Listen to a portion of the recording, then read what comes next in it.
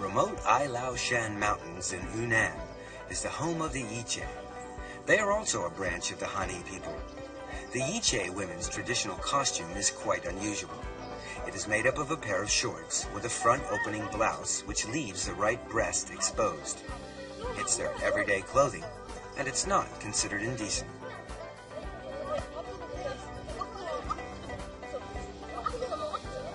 All women want to look beautiful, but definitions of beauty vary from country to country. These girls have a natural beauty, something that no amount of makeup can provide.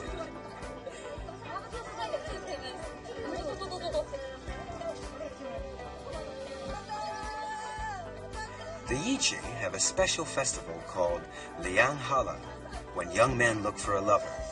The way they greet young girls is very unusual. Instead of shaking hands or even a kiss on the cheek, a man will press a girl's breast. Right side for old friends and left side for strangers. It's a great embarrassment if the wrong one is pressed, but the faux pas is quickly forgiven.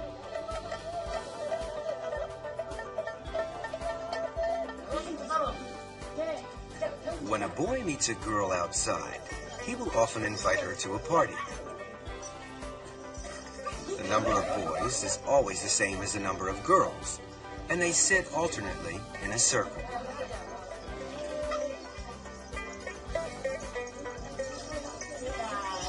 They talk and flirt freely with either the person to their left or the person to their right.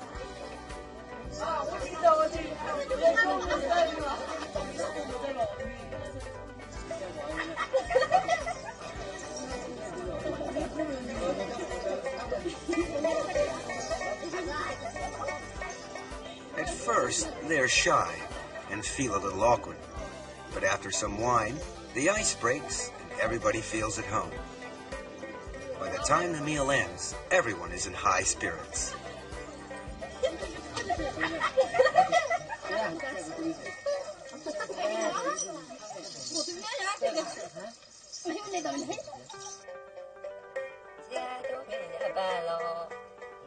The Yiche are open in their sex life. However, despite this, an illegitimate child is frowned upon. This is not much of a problem, as all girls are betrothed at the age of 4 or 5. They remain with their parents and don't live with their husbands until they are older and have given birth to a child. This shows that they are fertile. It's another example of a non-viral local residence.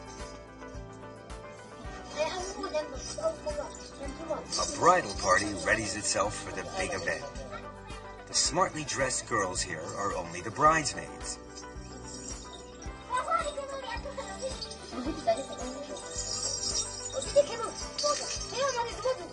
This one is the bride.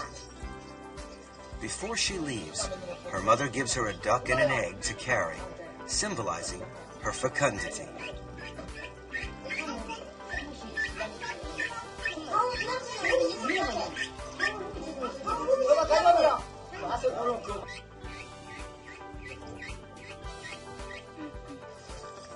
This man is being beaten as he is leading the party taking the bride back home. It's part of the custom here. A rope is tied across the path of the husband's village. Everybody may cross over except the bride. She must break the rope to show that she is cutting off her links with her past.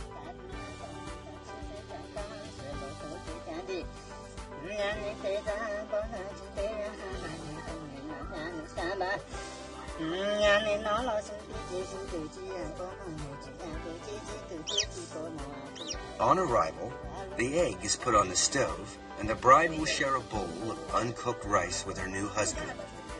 From then on, they are married.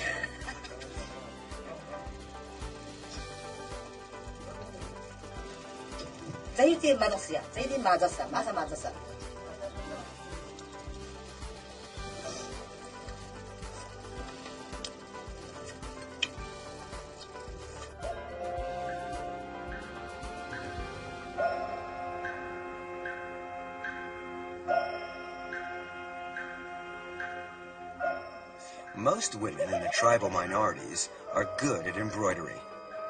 This is especially true of the white-trousered Yao. Like in many other tribes, they use it to convey love to the young men they admire.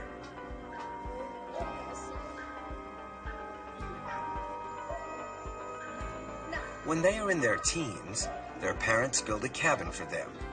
They use this cabin for their love affairs.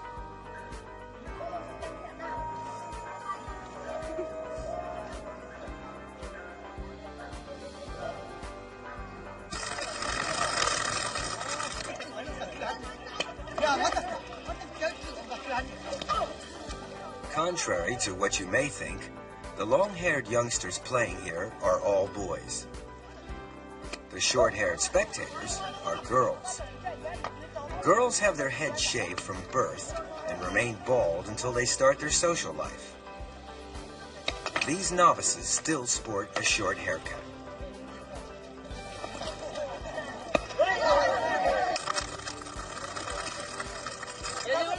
In most societies, the boy courts the girl.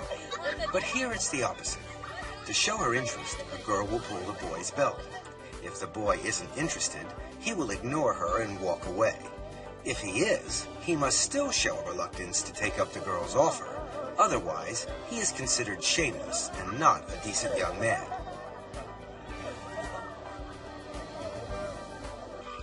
If the girl wishes to take things further, she will take the boy home.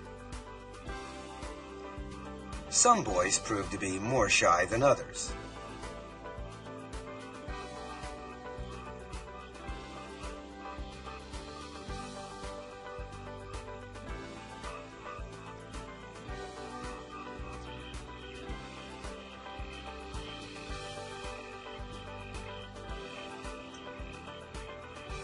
Bringing a boy home is considered to be quite normal. In fact, the parents feel honored to have a suitor in the house. On the other hand, if no boy comes, the whole family is disgraced. Though they are free in their sex life, the marriage is still subject to certain rules. If a girl wants to get married, her cousin must be given first refusal. Her father must consult her maternal uncle first, as her mother came from her uncle's family in the first place.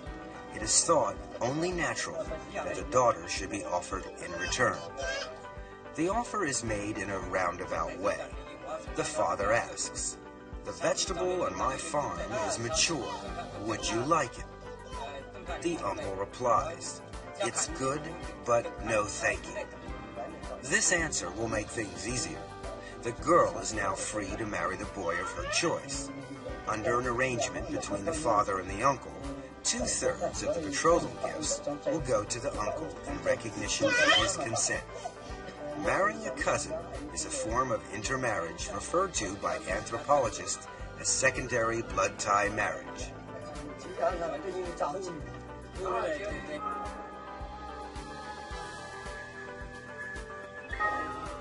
This practice prevails in the Va tribe too, although it is not allowed within a patrilineal family, nor within the same clan. It is even forbidden to marry someone with the same surname.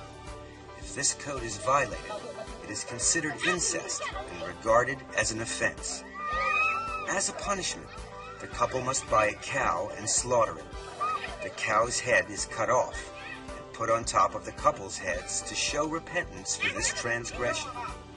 They treat the whole village to a share of the meat from the cow and pay for prayers to be said, as they believe that this crime may enrage God. They fear that the clan or even the whole village may be cursed otherwise. Thereafter, the couple will never see each other again.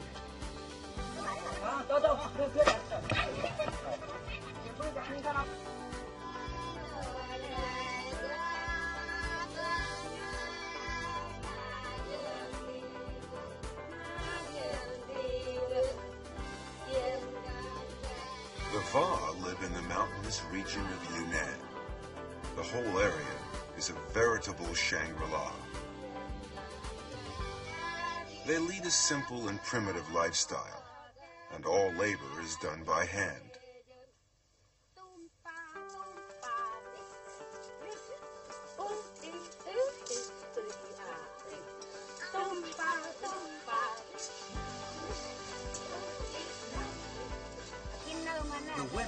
usually work stripped to the waist.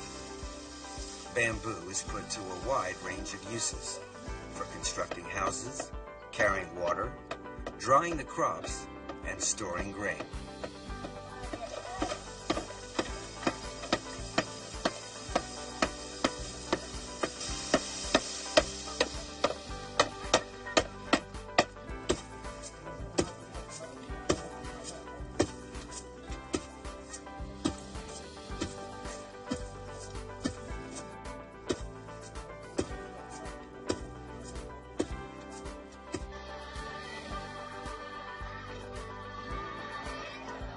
The Va practice free love.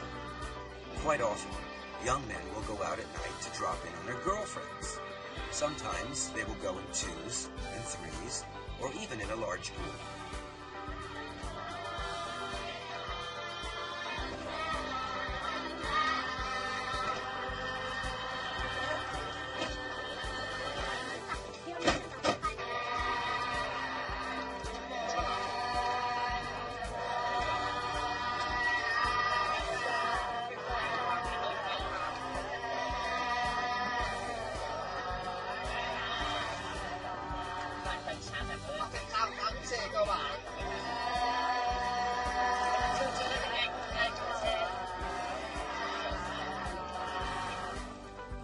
They spend the evening singing, dancing, and eventually sleeping together.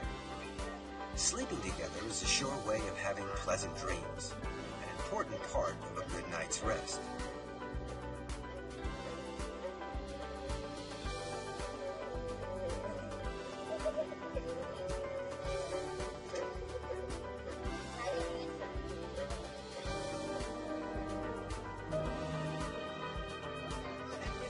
The next morning, the youngsters tell each other about their dreams.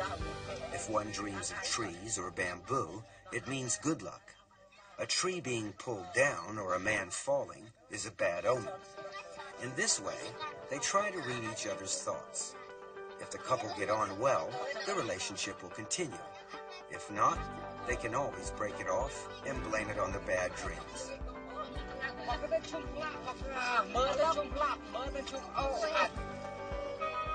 Matrilineal society flourished between 10,000 and 5,000 years BC.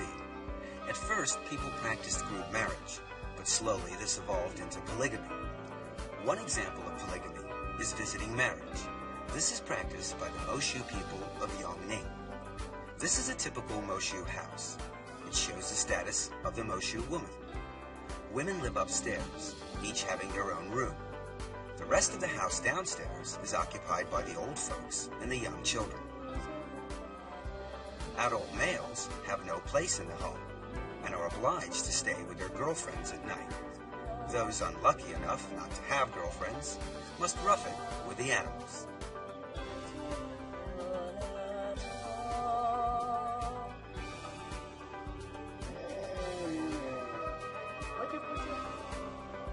An initiation ceremony is held when a Moshu boy is 13. After that, he's considered an adult and will join in with the work and enjoy all the privileges of adulthood, including having affairs. A specially close girlfriend is called an ashao, a name signifying that the boy and girl are sleeping together. Polygamy should not be confused with group marriage. The latter is between groups and is totally casual. The former is one-to-one, although there is still no formal bond, and partners may come and go.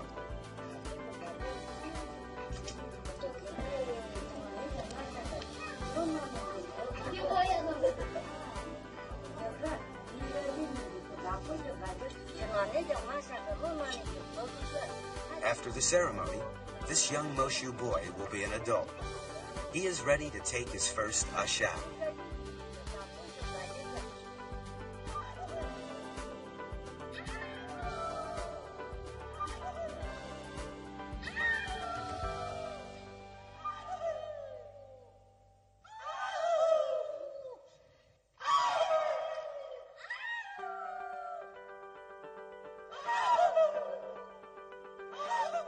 If any of these boys and girls fall for each other, there will generally be a very quick response.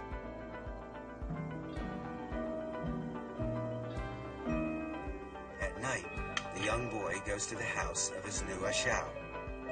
He throws a pebble to attract the sleeping girl's attention.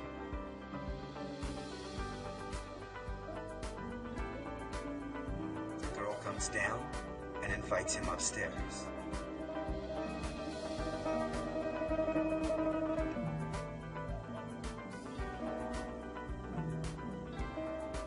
The next day, the boy returns to work in the fields as usual.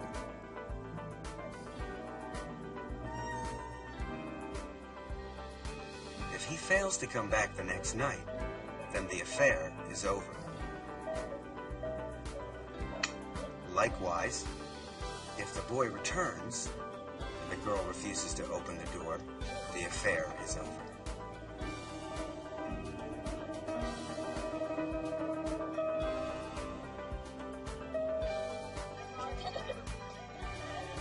Children born from a visiting marriage are raised by their mothers. The father has no obligation to participate at all. However, men are not all without feelings, and after a while, he will lend a hand with the housework and the child.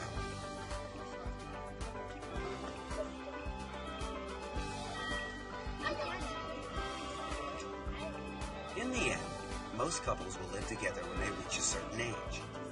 The matrifocal family becomes a joint family, and the matrilineal family changes into a conjugal family.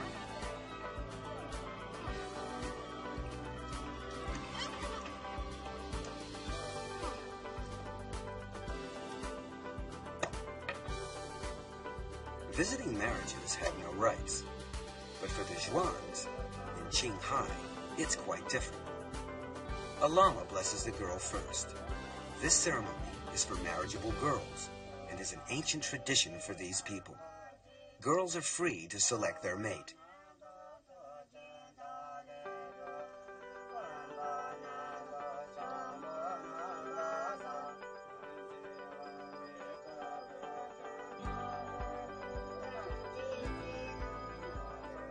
When it's time for the girl to change her clothes, she must wear 2 pearl necklaces at the back of her head to indicate the end of her maidenhood.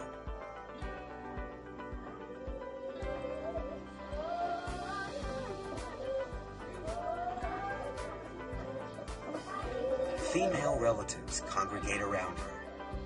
The most sacred moment is near.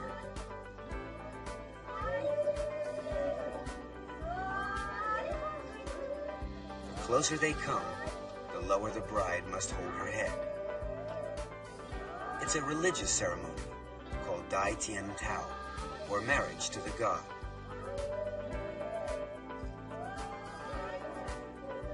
The holy water being sprinkled is in fact milk.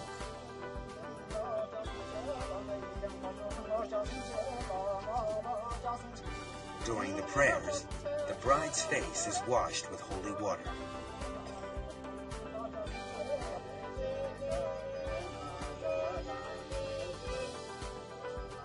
The ceremony is about to begin.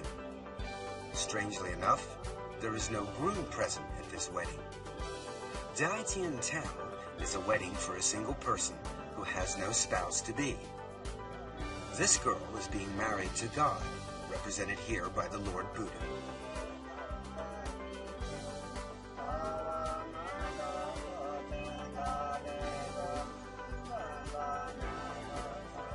After the ceremony, the girl is free to have love affairs and to bring men home.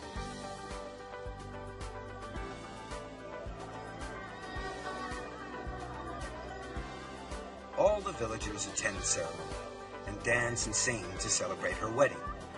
The purpose of the ceremony is to announce to the public that another girl has reached womanhood and she is now able to take lovers.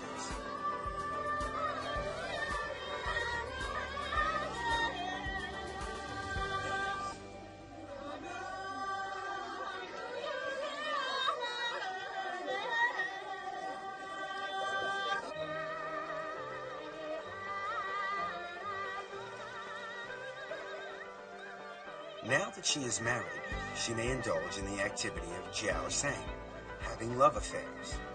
It's a form of polygamy where the couple come together for a purely sexual relationship was no thought of family bonding.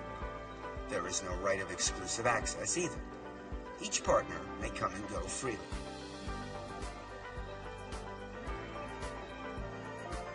This romantic period is a privilege of youth in an area where men far outnumber the women. It helps to correct the imbalance. Most of the older people have families.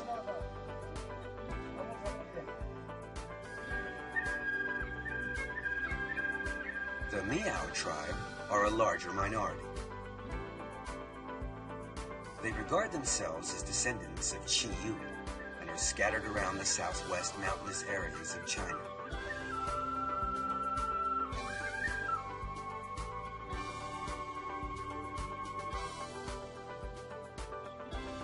A hero's knot is considered the height of fashion. The Miaos are divided into several branches, and each branch has a different costume. Customs are different too. There are always festivals to celebrate. In some areas, there's a festival almost every month.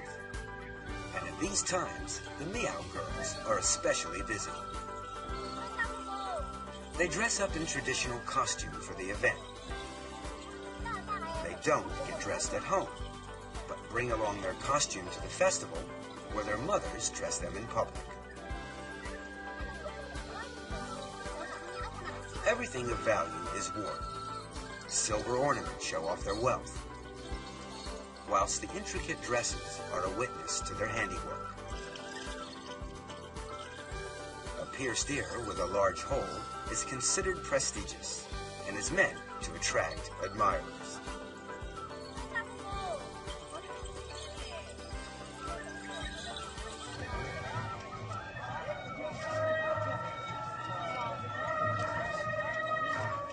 During these festivals, performers from surrounding villages will turn up to provide countless entertainment.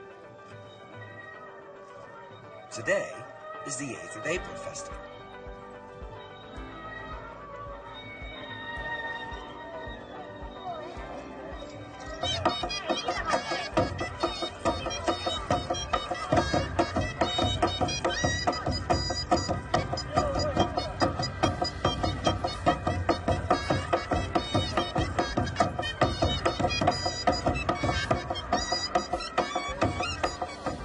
Villagers present a gift to the mother of the dragon, for whom the festival is held as a welcome.